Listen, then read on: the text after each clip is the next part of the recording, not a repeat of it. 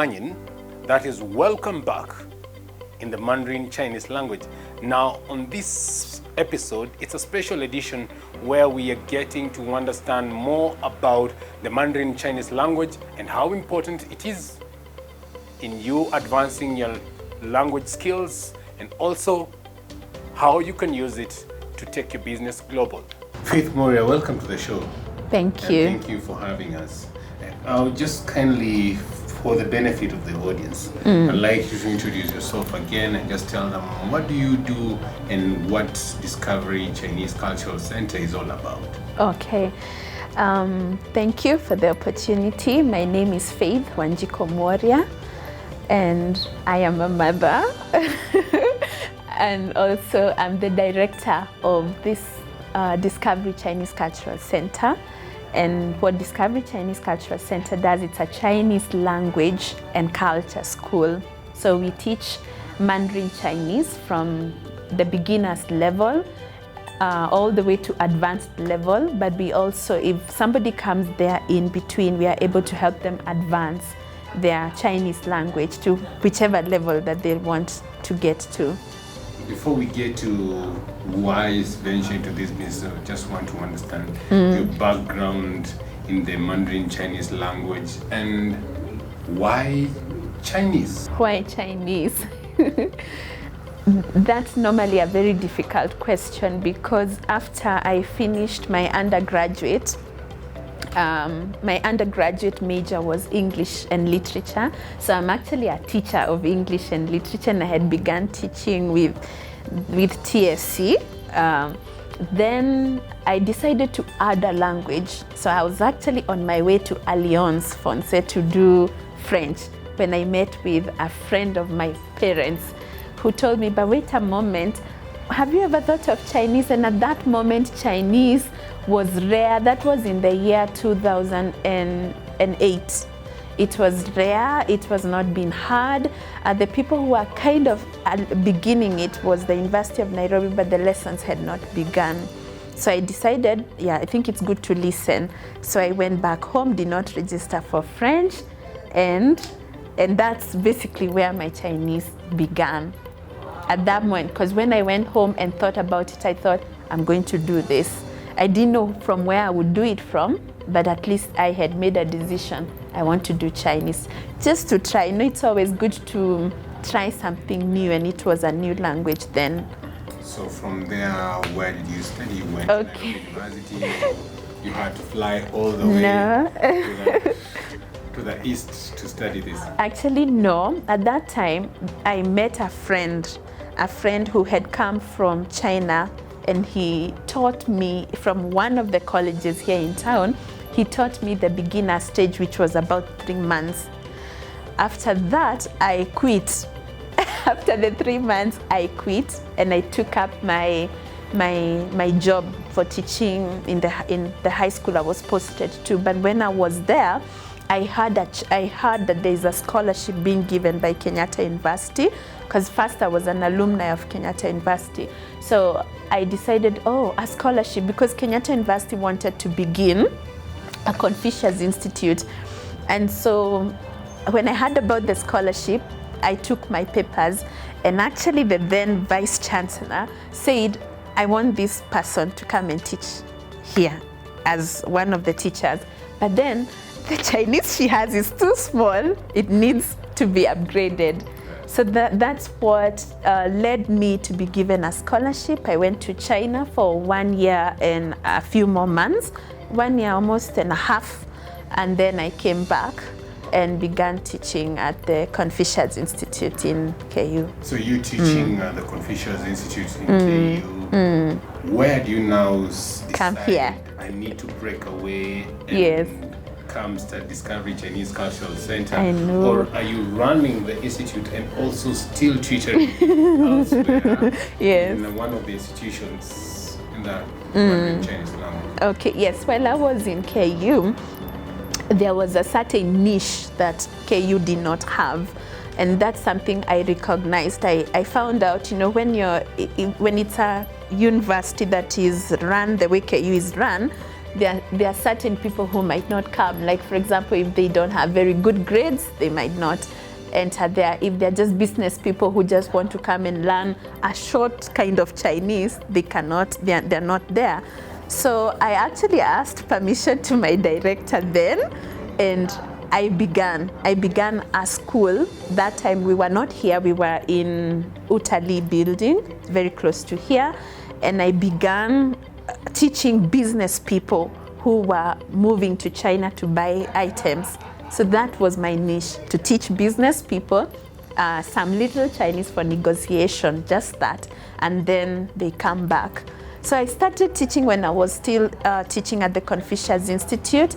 And I taught at the Confucius Institute for 6 years before now I left.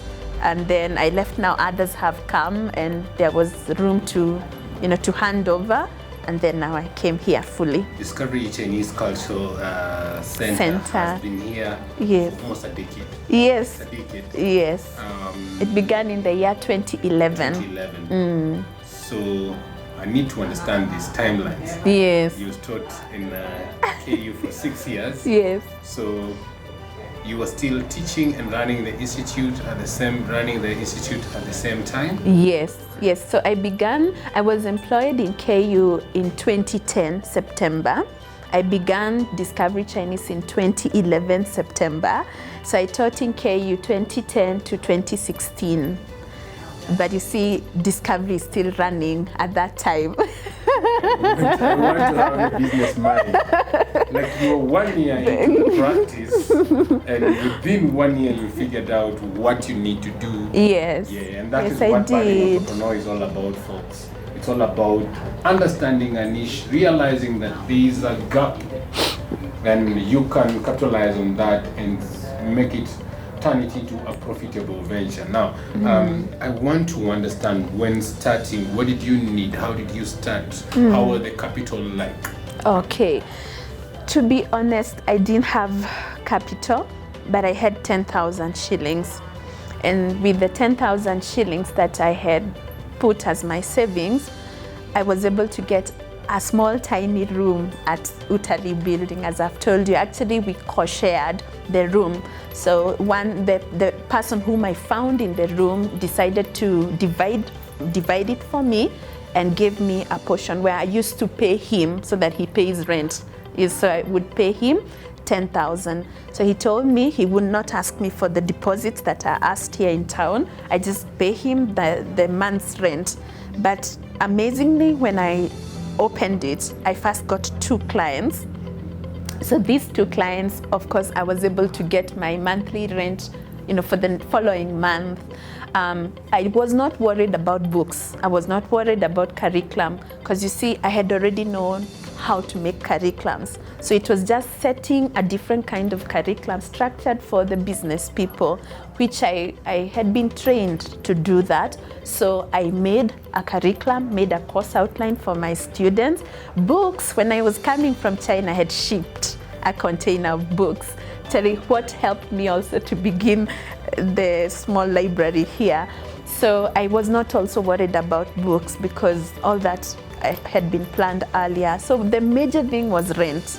Now, and then if you find customers who will pay the next rent, you're good to go. So you keep growing that way. I want to understand now how would juggle between you have these 2 students, and then you're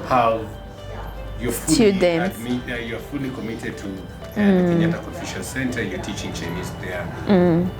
How did I do it? Both sides. Okay, the good thing in teaching, the teaching that we were doing, since it was language, it was not the whole day. Actually, in Kenyatta University, I would be engaged 3 days in a week. So I used to go, I don't remember the days exactly, but there used to be 3 days. And these 3 days, it's not the whole day. It used to be mostly in the morning hours, up to 1 p.m. I wouldn't have classes. So what I would do, I had arranged my timetable coinciding in a way that there's no side that will lose. So I would, because I was the only teacher then, I was the founder and the teacher. I would finish here, come here, because I can come here in the afternoon, where we were then. And if I don't have classes in KU, I would primarily be at the center. I want to understand now, how would you charge them? Because right now I know you're charging per module. Yes. And then you're finding people who just want to study basic Chinese. Yeah. Also want to know, how would you charge them? And what type of people are these? Were they businessmen, like you said, who just want to travel so that they can have an easy time at a restaurant in China or at a shopping mall in China? Or were these students or just young people who have a frenzy of, I want to study a new language? Okay, that time, you see, when I was beginning, as I told you, I had established the business people niche. So my two customers that I've told you were business people. They were business people. But then now, as we kept on growing and a year comes and another one, I kept on expanding on the niche. But then you asked, how would I charge them? I would charge them per hour. Yes, I used to charge them per hour. Relatively good, because I've told you I was managing to pay my rent and maybe get little here and there as I kept on growing. Economical with information. Not really. But I would charge them per hour.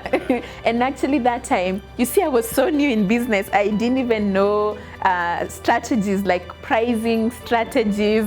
I didn't know. I was actually charging very cheap. If I recall, it used to be 500 shillings per hour. Yeah, when you're beginning, there are so many things you don't know. That time you're not marketing, you don't know what to keep aside, what you need, so you just charge to charge. We'll come to those later in the next part of the program. But now I just want to understand Discovery Chinese Cultural Center. I want to understand, how is it run and what are you offering? Because when you say you're teaching people the Mandarin Chinese language, yes, they don't know what it entails and how to go about it. So just kindly break it down for us and tell us, what are the programs that are offered here? Okay, maybe first to begin by saying at that time when I was beginning Discovery Chinese Cultural Center, really many people didn't understand the benefits of Chinese language. And after all, during that time, Chinese people were just coming in Kenya. We didn't used to hear so many things that they are doing here.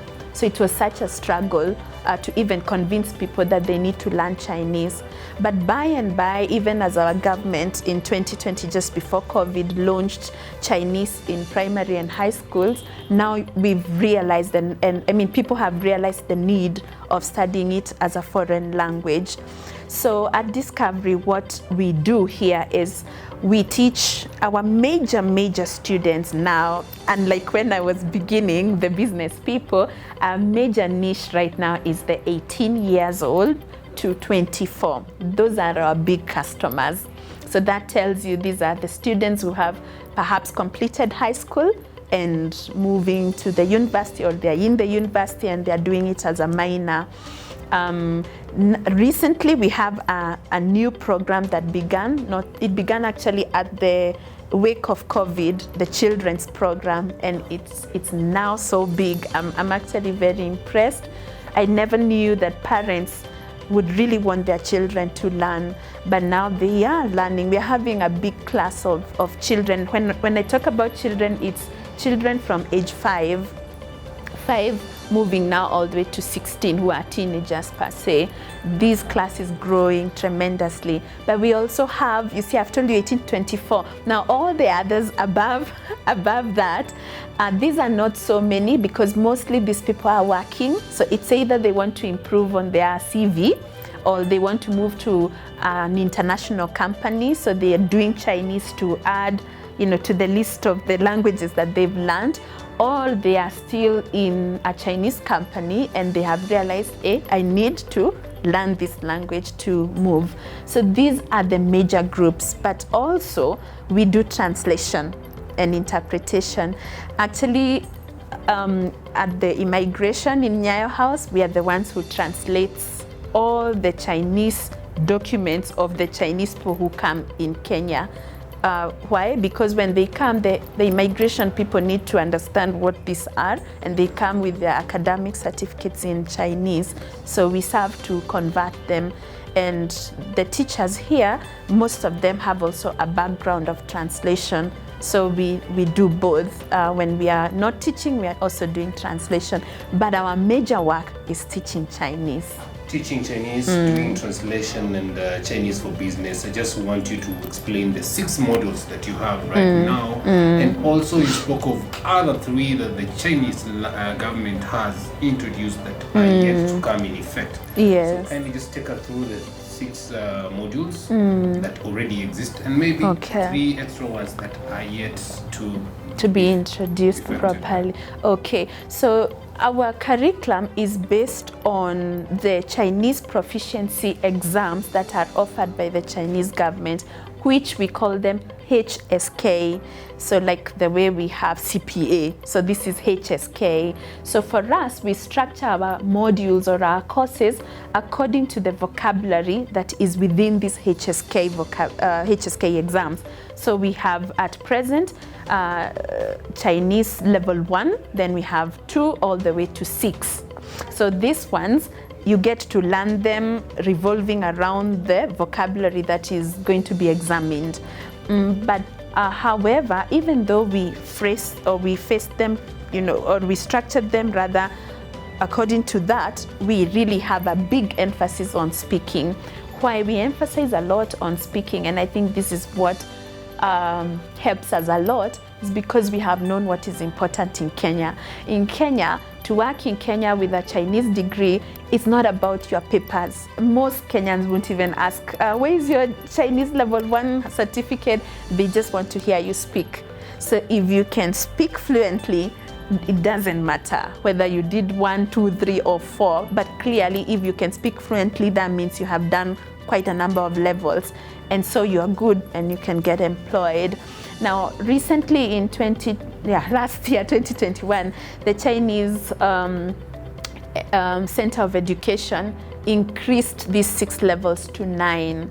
However, they have not introduced books. They've just introduced the vocabulary. So what as a center we've done, because we don't want to be in shock when the books come or something, they at least have given us, we have all the vocabulary. So in our level 1, which initially was taking 3 months to learn, now we are doing it 4 months. Why? So that the previous vocabulary that was there, we take it and we add the newly added for level 1, and then we are able to do it all in the 4 months. So when somebody finishes our module 1, which is 4 months, you're good. You can speak generally in a minimum of 500 words.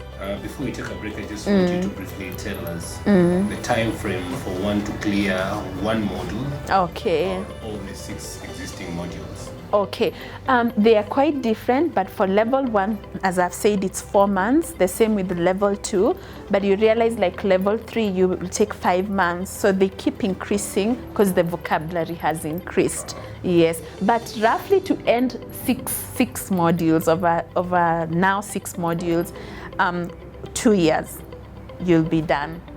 Wow. Yeah, and 2 years here means you'll have a minimum of 2,500 vocabulary, and that's a lot. I think, like as I was telling you earlier, it's that now is a person who really, they've decided Chinese is their career, so they have to do all that. But you don't have to do all that. With even 600 vocabulary, you are able to do simple translations with business people here, and it's enough. Or at the construction site, where the Chinese are building, you are able to do all that with 600 vocabulary. Wow, interesting.